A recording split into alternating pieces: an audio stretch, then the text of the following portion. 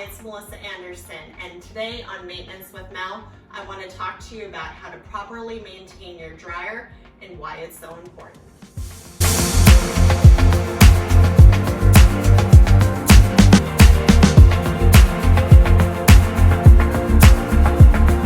I'm Melissa Anderson with the JFK Living team brokered by Keller Williams, and on today's episode, we're going to talk about dryer maintenance. Maintain your dryer, you say? Yes, it's actually quite important. So one pro tip that I have for you folks is to make sure that after every load of laundry that we're cleaning out our what we call the lint trap. So basically all you're going to do is you're going to take it out, you're going to get all the lint off of it, throw it in the trash, and usually once a week what I do is I get my vacuum out with my attachment, I just clean it all really good with the vacuum. I get into the section where the lint trap is located and vacuum that out as well. So next I want to talk about your dryer duct and why having the right material is critically important. Now your dryer duct is what connects the back of your dryer to the outside of the home. You want to make sure that you have a metal product, not vinyl or plastic. And the very simple reason why is vinyl or plastic could be flammable, and we certainly don't want that to be a danger in your home. So use a metal product, usually aluminum.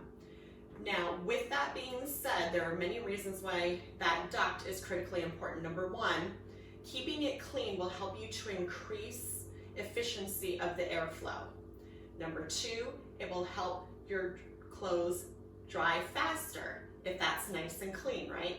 Number three, it can actually improve the longevity of your clothing. And number four, because we've reduced those drying times, it can lower your utility bills. So the next logical question is, how often do I need to be cleaning my dryer duct? It's recommended that they be cleaned every 9 months.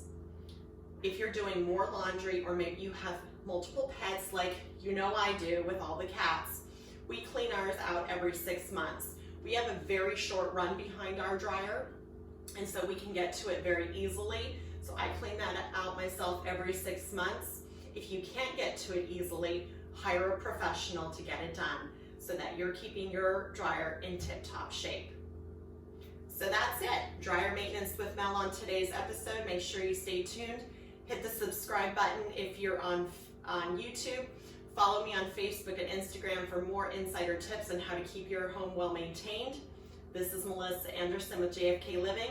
And remember, this is living. JFK Living.